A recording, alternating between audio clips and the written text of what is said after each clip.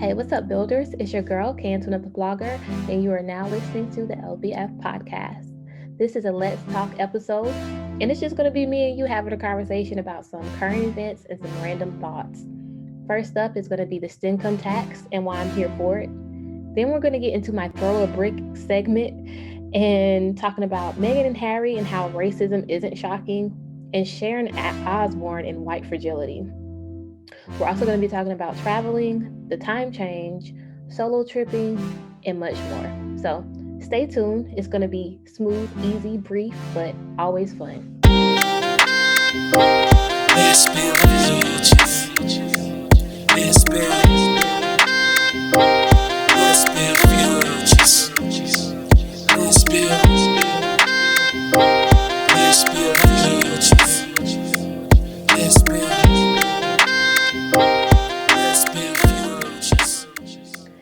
All right, guys. So, y'all, all week on Twitter, you guys have been sharing the most hilarious tweets about what y'all have effectively named the stinkum tax. Because, most people are starting to get their stimulus check and their income tax around the same time, as well as any other incentives. I think some people might still be getting some unemployment benefits as well. And I've seen a couple of reactions to some of this stuff. Like some people feel a way that, if people are actually banking, depending on how many dependents they have, and other people, feel like they should be investing money. And y'all know how Twitter can be, or the internet for that. But I ain't mad at it. Like if you're gonna have a come up, um, I would rather it go to the people. Like you have to think about the history of finances in our country. And you don't have to look too much further than or go back too much further than 2008 when we had our Great Recession. And those bailouts didn't go to the little people. Those bailouts went to the corporations that put us in a recession in the first place. So no, I'm not mad at anybody for coming up on a little bag in this moment. And I'm gonna need for y'all to stop preaching to people and telling them what they should be doing with their stimulus check, because it's been a hard year. We have literally been in the pandemic for a year. Some people just want to splurge on themselves. Some people just want to chill. Some people just want to have fun. Because I tell you what didn't change, work demands didn't change. Everybody trying to go back, acting like, it's not a pandemic outside. So I don't know how, you guys plan to spend your stimulus check. I will be investing mine. Because I ain't balling like that. So I'm still under the cap. And I haven't checked my account yet to see if I've gotten it. But when it hits, I already have some things in my Amazon cart that I will be pressing the button to purchase on. So let me know what you're here for. But let me read some let me read some of these tweets, because y'all, when I say I have been crying online, like in the best kind of way. The internet is good for a few things, and a good laugh is always one of them. So it's these tweets that have been going around, and they start with direct deposit $14 or $1,400, and then it goes into how the person plans to spend it. I've seen ones where somebody was like they at PetSmart and asking if they got lions. This one is like direct deposit 1,400. Me at Auntie Anne's, bring the uncle too. Like y'all got so much time on your hands and are so creative. Like I just love us. I really do. But real talk. Um, use the stimulus and your income tax for however you see fit and however you need. Don't worry about people feeling like it's a handout, because sometimes we do need a handout. It's been a pandemic outside. COVID has been outside for a year, and it has not let up. It's actually gotten worse with no end in sight. And I'm not saying go out and just act like ain't no pandemic out here, but enjoy yourself. Treat yourself if you have the means to do it. And I hope that for anybody that actually needed this money for bills and everything, that it will help a little bit, because I know that for some people this $1,400 doesn't even put a dent into, the financial crisis that they've been put in since this pandemic. So continue to pray for you and hope that you get on the other side of it. Now I'm going to get into what I want to call throw a brick segment, because sometimes I don't want to build shit up. Sometimes I just want to break it and I don't want to contribute to it. And one of those things is racism. So the past couple of weeks, we've seen different examples of this play out with the Meghan and Harry story, and also recently with the Sharon Osbourne story. I think she's on the, don't get me the line, the talk. I used to watch that probably back in the day when I didn't have cable, but I haven't watched it recently. But I did see the clips online. But first, we're gonna get into Meghan and Harry, and then we'll circle back around to Miss Osborne and her white fragility. But first, um, racism isn't shocking, and I don't say that to discredit anybody's reaction to the recent news about the things that have been happening. But yeah, like we already knew, like Megan was going through everything like we were seeing the tabloid headlines when they were writing them. Like, and so it's not shocking at all for them to be coming out and telling their truth on their experiences in Buckingham Palace, and with the royal family. So I just want everybody to, like, just take a step back and realize, like, we had a moment where we celebrated, this um biracial woman being welcomed into, or what we thought, or being entered into royalty, because it was a historic moment. It really was. But at the same time, it was coming from a place where the people who the family she was entering into was the same family that had colonized pretty much the whole world. So what do we really expect? And I saw something the other day that was talking about Queen Elizabeth and how she has two of the world's largest diamonds, and those diamonds come from Africa. This is who we dealing with, like people who take things that aren't theirs, that put their stamp on it and think they're entitled, and look down on black and brown people. Like it has been this way for centuries. And so even though in America we're used to outrageous and overt racism, I think that because of how the UK is set up, it's more covert. But with this particular situation, people were so outraged that a person of black descent was in the royal family that they just didn't care anymore about showcasing their racism. And so that might be the most shocking thing for a lot of people, but racism in itself is not shocking, especially in a predominantly white country, in the country that kind of is the birthplace of where it all started. So I just want to say that. And I also want to say, as much as I can applaud Prince Harry for standing by his wife and for protecting her, y'all, he don't get no pass to the barbecue. Like, I've seen that going around too. Like, he doesn't get a pass to the barbecue for doing what husbands are supposed to do, no matter the race. Like, I don't care if it's a black man, a white man, a brown man. Like, you're supposed to protect your wife. You're supposed to stand up for her. You're supposed to be by her side and her equal partner, and make sure that you're making the best choice for her and for yourself and for your family. Like, he don't get no pass for acknowledging that what she experienced was racism, because that's her, unique truth. He just has to be her husband, and that's what he's been doing. So he don't get no pass in the black community, at least in my opinion, for that, because that's what you're supposed to do. Now on to Miss Osborne and her little outburst that she had recently um on television. So I'm not gonna lie, I chose not to watch all of the clip because I just did not feel like it. Um, because I already know how that goes when it comes to people getting into a space where they feel that their whiteness is being attacked, and so they have to defend themselves.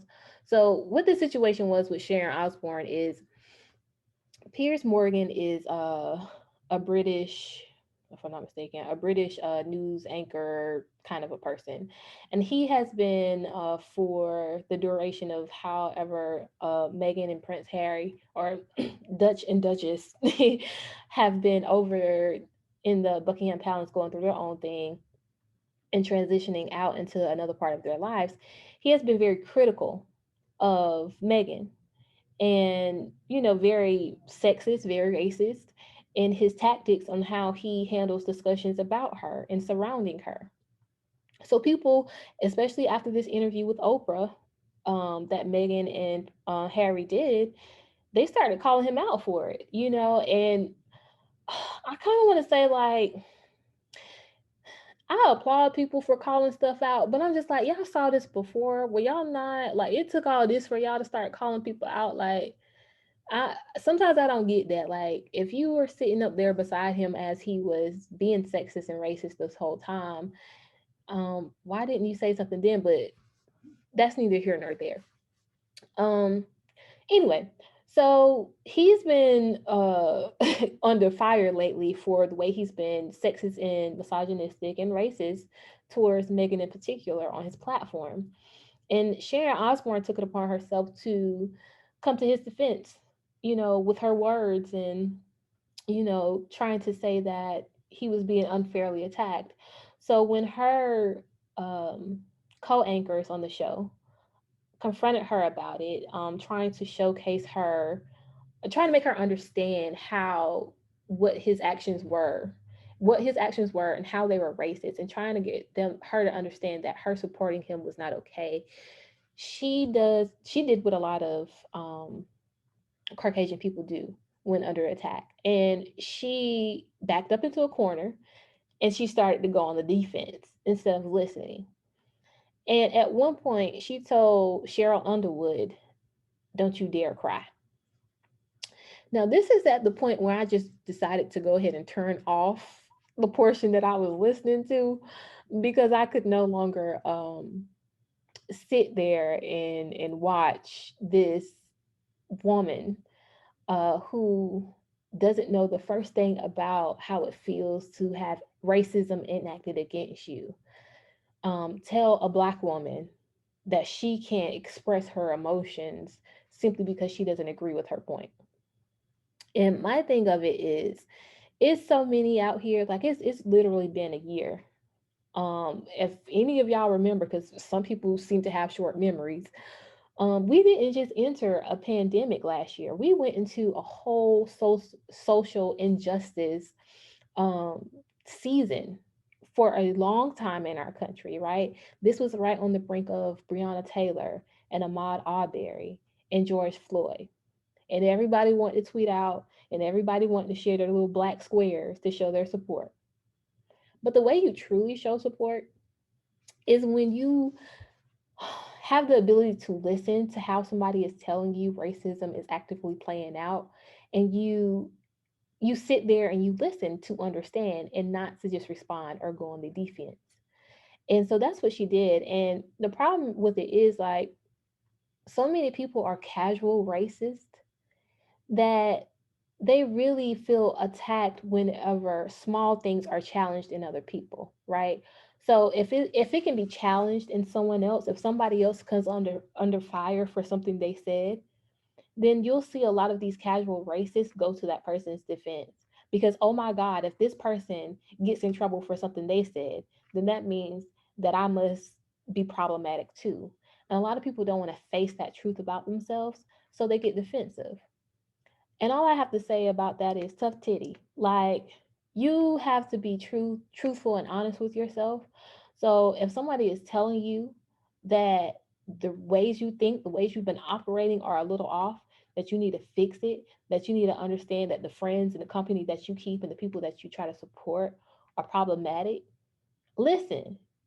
And so she issued an apology, but she can go ahead and keep that to the side, because I'm all for growth, but I don't think it happens overnight. I really don't think that you can be so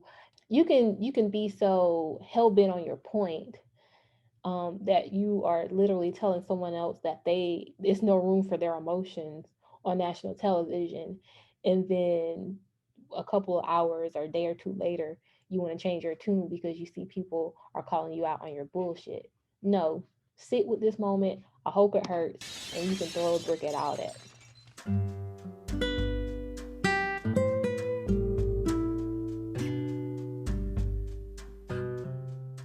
Relax, heal, and embrace a better you. Spa Danny offers quality yet affordable massages customized just for you. Let Danny create a space for you to hit the pause button.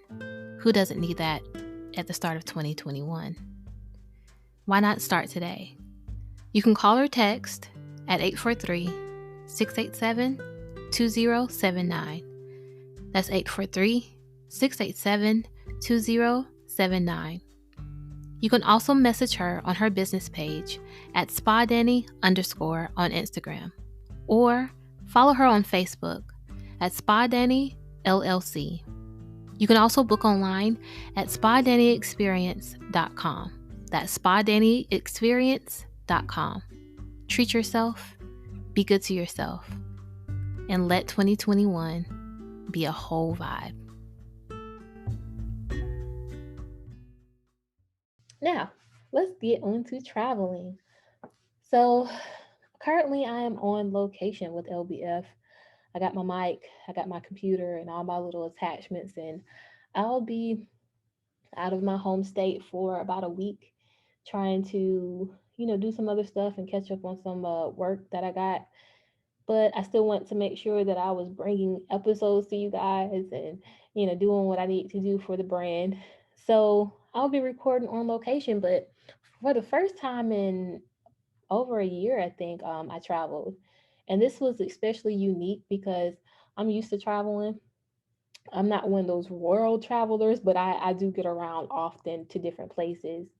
And it was different. So I didn't know if anybody else has had the experience of traveling lately, but I just want to walk you through what you could possibly run into um, if you are choosing to travel anytime soon. Because I know summer is coming up. The pandemic is still outside, but I know so many people are just stir crazy at this point. It's like it's really nothing you can do, right? A lot of us are still trying to do all we can, stay in the house, social distance, wear our mask. But because a lot of others aren't doing it, it just makes it feel like it's pointless and you still want to do something for yourself, but you want to do it safely. So these are the things that are in place right now to help you do that.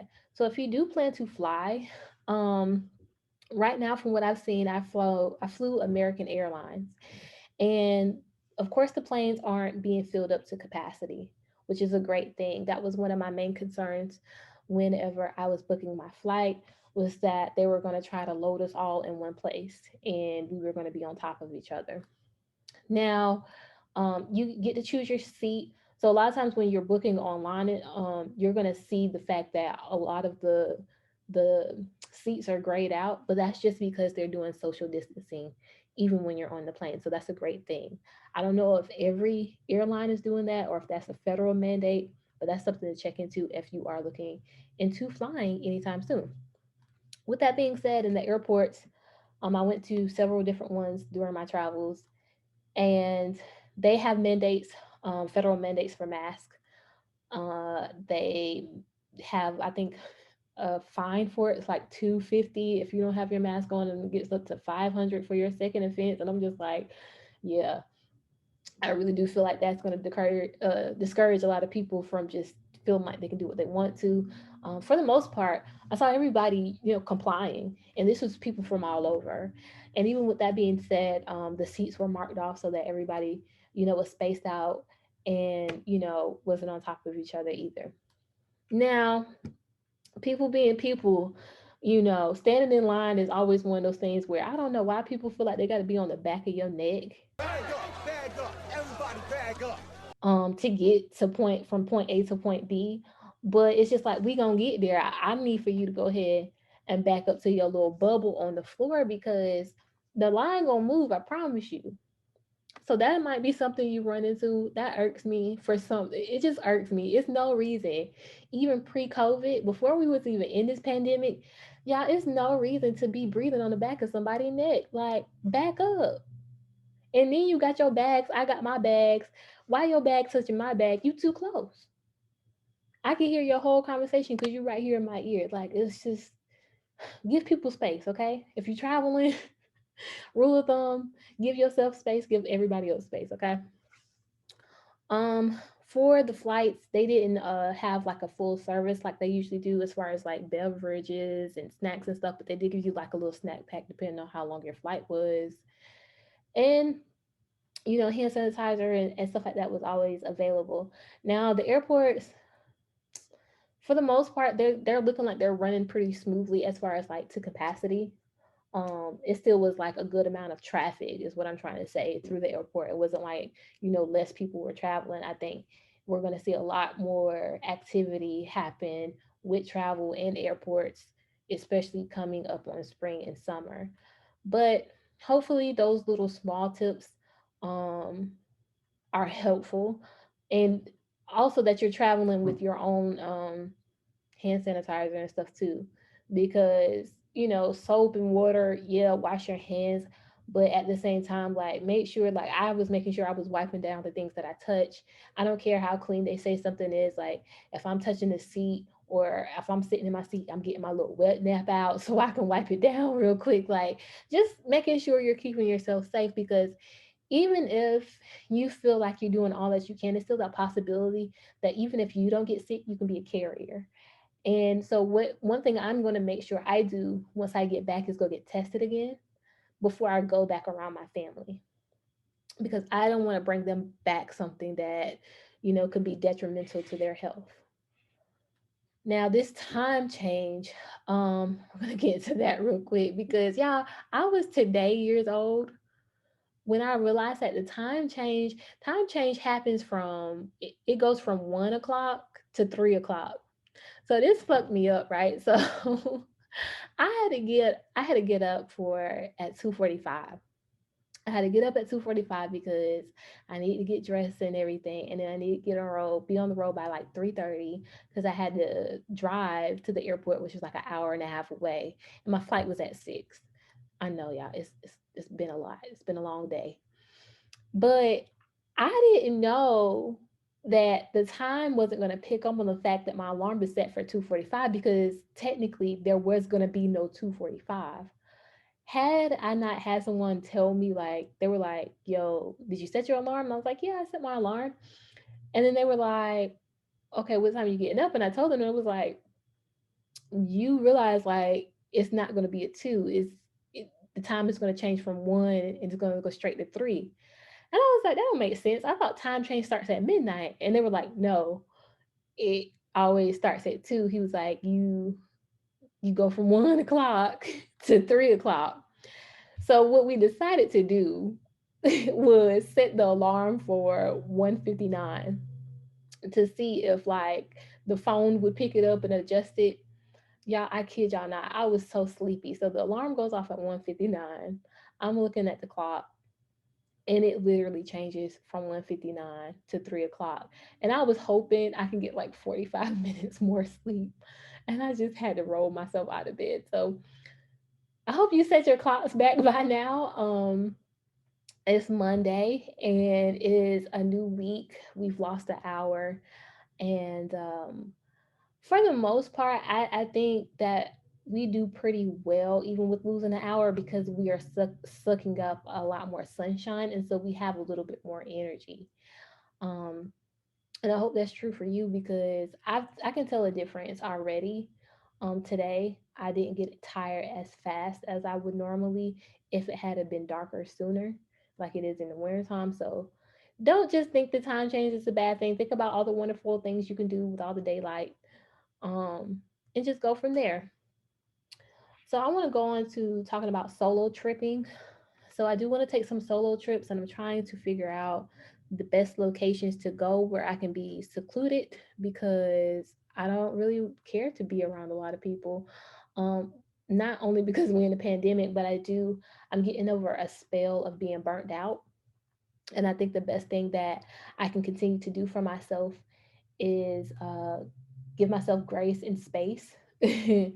And I've been looking at some different places. Like I've been trying to look at some unique stuff. I've always wanted to stay in like a tree house or a cabin or, someplace like that. The problem with that is I should have booked this stuff up like a month or two ago because now everything is booked. This is how I know travel is picking back up because everything is booked. The stuff that I was looking at a few months ago that was open, that was available, is now booked up until the fall, So anyway, my first solo trip I took was to New York. And I wrote a blog post about that. Check it out on letsbuildfutures.com. And it was a great trip. I took the trip after my dad passed away, and I had a lot of stuff going on, and I just needed to go and clear my mind and be with myself and not have to be responsible for anybody but myself. And it was a great experience. It really was. So I encourage you to go check out that blog post.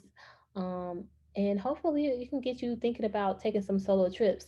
Since then, I've gone to like smaller cities alone, but I'm really trying to think about like places on the East Coast where I'm already at that is easy to access. Like I can drive there, or a flight would be like an hour or two. So I'm not like going across country and doing all that extra stuff for traveling. Um, Try and do small trips, local trips. I think a lot of times we overlook like the local attractions in our areas that can give us that little break that we crave. But if y'all have any suggestions, let me know. I just went to Philly today, and I realized that I hadn't really actually looked around Philadelphia. That's one of those cities probably on the East Coast, the major ones that I hadn't been to yet. So I might check that out. Um, and let y'all know how that experience goes. But tell me your solo tripping, experiences. You can always write me on at my email at allthingslbf@gmail.com. And I would love to hear your stories about your solo trips because I am a big advocate for taking trips on your own. Like not coordinating no schedules with nobody, not having to wait on nobody, not having to worry about what somebody else want to do. When you travel by yourself, it's a whole vibe. You hear me? Like, and I want everybody to have that experience. And I know many of you have, so I would love to hear those stories. And hopefully, I can get some ideas too, because I'm in need. I'm getting that itch. And I want to go somewhere where I can just like be in nature. And it's also like depending on what you want to do too. Like sometimes I get a vibe for a city, the other times I get a vibe for like being out in the country or nature. And sometimes I get a vibe for like something in between. But yeah. I want to go into talking about if you are planning to take a trip, let's say you want to go to the beach or you're going to a hotel or Airbnb and it has a pool. Look into the bikinis from Splash and Sexy. Those are ones I posted on my Instagram at K Antoinette underscore the blogger. Go look at the stories there and check out the bikinis that I'm wearing because those bikinis are by Splash and Sexy. And if you want to purchase any of those items that I'm wearing and more, you can check them out at Salon underscore Denisha's page. So that's the owner. That's you can check those out at Salon Denisha's page. That's SLONE underscore DINESHA. Yeah, that was hard for me to spell. And it's not because her name is hard, it's because I'm dyslexic as hell and I'm sleepy as hell. But check it out. I will tag her. I'll tag her in my story so that you can just click on that, go straight to her page and check out all the awesome bikinis and swimwear that she has available because if nothing else, we can still have fun in the middle of a pandemic, but we can still enjoy our summer. And I think that's something that I didn't really no, I actually did do. I actually enjoyed my summer last year, but I didn't do as much as I wanted to do, like wear a bikini. So, with that being said, check out Splash and Sexy, and yeah, tap into that. So I want to just talk about also getting your mojo back after you've been burnt out. So, if you listen to the recent episode here on LBF podcast, I had a two-part talking about burnout and how that, has been affecting different areas of life, how we what we think about it and how we handle it. And I got my mojo back, y'all. I don't know if y'all can tell if you follow me on any social media, you'll probably see that I've been posting more than I had in the last few weeks, and I've been actually pumping out episodes and getting back on my grind for the most part. And I want to just say that was in part due to having some conversations about changing some, routines I had gotten into. Also having like deep conversations with myself. I'm always an advocate for that. That's what LBF is all about, like building better conversations, whether it be with yourself or another person. We gonna have that hard conversation. And I asked that question recently on my social media as well. Like, when was the last time you had a hard conversation? You know, what was that conversation? What was your body language saying during that conversation? And what lessons did you learn from that hard conversation? So I had a hard conversation with myself about, the things that I needed, the things that I wanted, and the stuff that I needed to change in order to achieve those things and to have those things. And I realized a lot of the reason why I was burnt out is because I was being too hard on myself. I was trying to do too much for too many people. And I wasn't accounting for a lot of the changes that were happening in my life. But with my mojo being back, sometimes it's like you can go from a period of being burnt out to a period of getting like a burst of energy. But if you're not careful and you haven't learned your lesson in that burnout to like just pace yourself, that burst of energy could fizzle out. So that's where I'm at now. I'm trying to make sure I pace myself because I know I have a tendency to do that. Like I have a tendency to get burnt out, come back in strong, and the next thing you know, I fizzle out for a second, and then I, come back in, and I want to break that pattern because it's so many things that I want to try to do and try to accomplish. The only way I can do that is to be more balanced and to be more intentional with how I spend my time because there's only so much a can 20 to go around. I know y'all think that I can be everywhere doing everything, but I can't. I'm only one person. So that is what I have when it comes to getting my mojo back. And I hope that if you've been dealing with your own burnout, that you have gotten yours back too. You can tell me that story as well. Again, all things lbf@gmail.com. Write me your stories, your questions, your topic ideas. Let me know what you think about the podcast. Actually, you can do that by leaving a review. That would help a lot, especially with our ratings.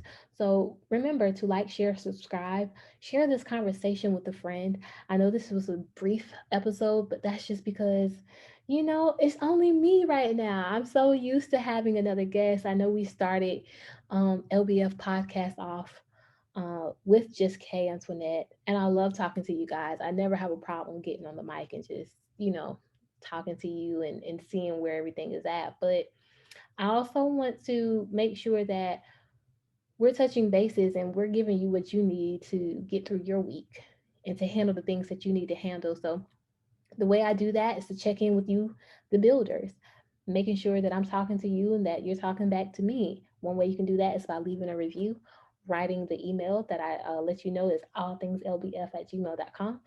And I don't know, we'll be back in it soon.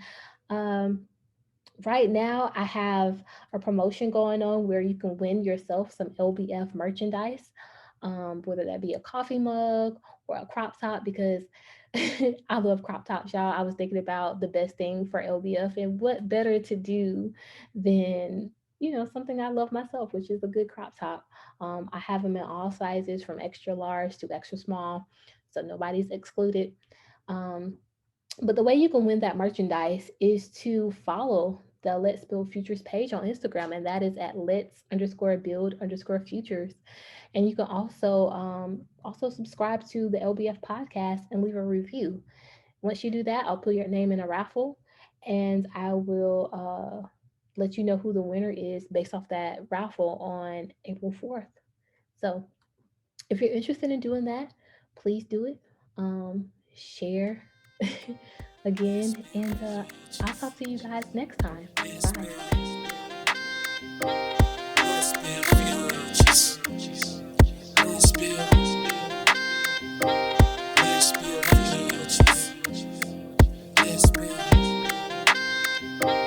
Let's build